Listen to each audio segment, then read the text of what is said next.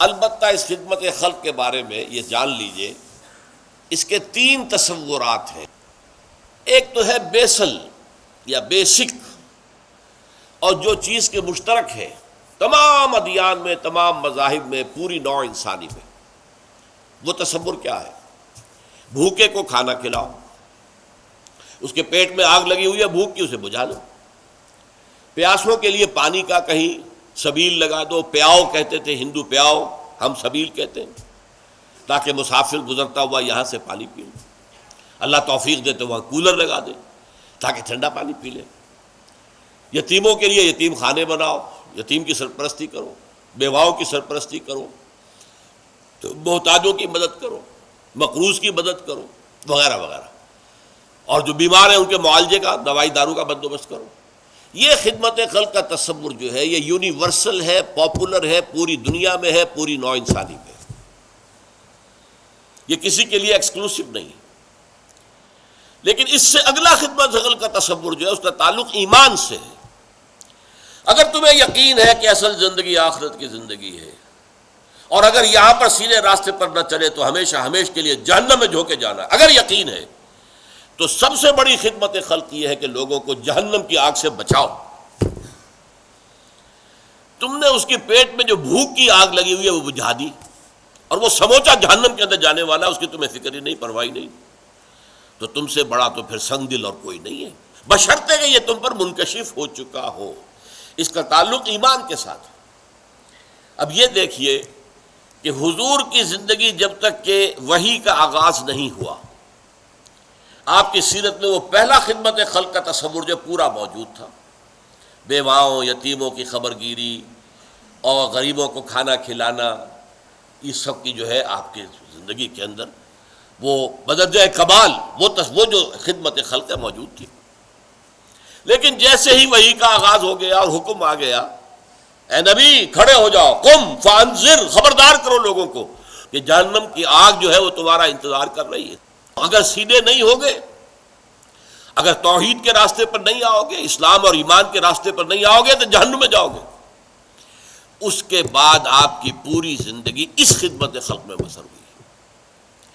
یہی خدمت خلق ہے جو اس کے بعد اولیاء اللہ صوفیاء نے کی ہے۔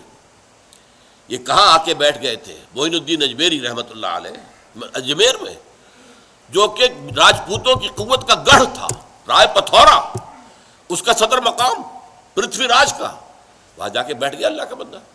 90,000 انسان ان کے ہاتھ پر ایمان لایا، ذرا غور کیجیے۔ تو یہ خدمت خلق کی بہت اونچی منزل ہے، جس کے لیے قرآن میں الفاظ قوا انفسکم واہلیکم نارا، بچاؤ اپنے آپ کو بھی، اپنے اہل و عیال کو بھی آگ سے، وانذر عشیرتک الاقربین، اپنے قریبی رشتہ داروں کو خبردار کرو۔ تو یہ جو معاملہ ہے یہ خدمت خلق کی وہ بلند تر منزل ہے جس کا تعلق ایمان کے ساتھ ہے۔ ایک اور تصور جو ہے خدمت خلق کا وہ بہت اہم ہے، اور وہ یہ ہے کہ نظام اگر انسان کا جو ہے نظام زندگی وہ غلط ہے، تقسیم دولت جو ہے وہ غلط بنیاد پر ہو رہی ہے، وہاں عوام کو حق نہیں پہنچ رہا، سارا اوپر کا ایک طبقہ ہے کہ لا یکون دولتم بین الاغنیاء منکم، سرمایہ داروں کا ایک طبقہ ہے، دولت انہی کے درمیان گردش کر رہی ہے۔ 1 کروڑ پتی کی بیٹی لاکھوں کا جہیز لے کر دوسرے کروڑ پتی کے بیٹے کے یہاں پہنچ گئی، سرمایہ ادھر سے ادھر تو گیا، لیکن 1 کروڑ پتی کے ہاں سے جا کر نکل کر دوسرے کروڑ پتی کے ہاں جا کے پہنچ تو گیا۔ یہ صورتحال جو ہے یہ غلط ہے۔ اب اس صورت میں جو بھوکے ہیں، ننگے ہیں، آپ نے ذرا بڑی محنت کی، ان کو بھوکوں کو کچھ کھلا دیا، کوئی ان کے لیے لنگر کھول دیا، کوئی یہ کر دیا، ٹھیک ہے، یہ بھی اچھے کام ہیں۔ اصل یہ اس نظام کو بدلو۔ اگر ایک چکی جس سے آٹا آپ پیس رہے ہیں، ایک تو چکی ہے جس میں چاروں طرف آٹا گر رہا ہے، چاروں طرف نکل رہا ہے، چاروں طرف آٹے کا ڈھیر بن رہا ہے، ایک چکی ایسی ہے جو پیستی ہے لیکن ایک طرف آٹا ڈال رہی دوسری طرف ڈالتی نہیں، ایک طرف ہیوز ہے ایک طرف ہیو ناٹس ہے۔ تو جب تک اس چکی کو درست نہیں کرو گے، یہ چکی ہے جو غربت پیدا کر رہی ہے، یہ غلط نظام ہے جو غربت کو پیدا کر رہا ہے، پروموٹ کر رہا ہے، بڑھا رہا ہے، چڑھا رہا ہے۔ لہذا اس نظام کو بدلنا، نظام عدل و قسط کو نافذ کرنا، یہ ہے اصل میں خدمت خلق کی سب سے اونچی منزل اس دنیاوی اعتبار سے۔ اگرچہ اصل سب سے اونچی منزل جو ہے اخروی اعتبار سے وہ تو یہ ہے کہ لوگوں کو صحیح راستے کی طرف بلایا جائے۔ اسی لیے دیکھیے بہت خوبصورت شعر تھا، میں نے پچھلی مرتبہ بھی آپ کو سنایا تھا، لیکن آج وہ آپ کے سامنے واضح ہو کر آیا کہ طریقت بجز خدمت خلق نیست، بتسبیح و سجادہ و دلق نیست۔ ایک تو یہ کہ صوفیوں کا، مولویوں کا جو خاص ہوتے تھے فقیر اللہ کے نام پر کام کرنے والے، وہ ایک خاص قسم کی گدڑی پہن لیتے تھے، کندھے کے اوپر جو ہے ایک سجادہ، ایک جانماز ڈالی ہوئی ہے، ہاتھ میں تسبیح ہے۔ تو شاعر کہہ رہا ہے کہ ان تین چیزوں سے طریقت نہیں بنتی۔ طریقت تو ہے لوگوں کی خدمت، اور خدمت سے مراد کیا؟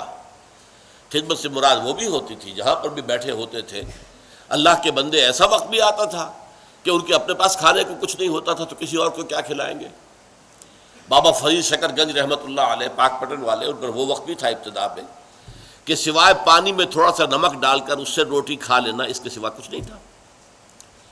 پھر آپ کی طرف لوگوں کا رجوع ہوا، جسے پھر فتوحات کہتے ہیں، تصوف کی اصطلاح میں پھر فتوحات ہے۔ اب لوگوں کا رجوع ہے، وہ لا کے پیش کر رہے ہیں، گندم آ رہی ہے، یہ آ رہا ہے، چاول آ رہے ہیں، لوگ آ کر نذرانے دے رہے، تو لنگر کھل گیا۔ اب لنگر ہے، اب غریب آئے کھائے، وہ لنگر کھل گیا۔ انہوں نے کوئی اپنی جائیداد نہیں بنائی اس سے، انہوں نے یہ نہیں کیا کہ جو کچھ آ رہا ہے وہ سارا سامان بیچ کے اجناس تو اپنا کوئی محل کھڑا کر لے، معاذ اللہ ثم معاذ اللہ، انہیں دنیا سے کوئی طلب تھی نہیں، لنگر کھل گیا، غریب کھا رہے آ رہے۔ لیکن یہ کہ ان کی زندگی کا اصل کام کیا ہے؟ لوگوں کو حق کی طرف بلانا، اللہ سے متعارف کر دینا، اللہ سے تعلق جوڑ دینا، جس کے لیے حضور نے فرمایا لوگوں میری اور تمہاری مثال ایسی ہے کہ آگ کا ایک بہت بڑا الاؤ ہے، تم اس میں گر پڑنا چاہتے ہو، تمہیں نظر نہیں آ رہا، جہنم تمہاری نگاہوں کے سامنے نہیں ہے، تمہاری نگاہوں سے اوجھل ہے، میری نگاہیں اللہ نے کھول دی ہیں، مجھے جہنم نظر آ رہی ہے، اور میں دیکھ رہا ہوں کہ تم جہنم میں گر پڑنا چاہتے ہو، اور میں تمہارے کپڑے پکڑ پکڑ کر گھسیٹ رہا ہوں کہ خدا کے لیے بچو اس جہنم کی آگ سے۔ یہ ہے خدمت خلق کا بلند ترین تصور، دعوت اللہ، اور لوگوں کی سیرت اور کردار کو سنوارنا تاکہ وہ اللہ تعالیٰ کے ابدی عذاب سے بچ سکے۔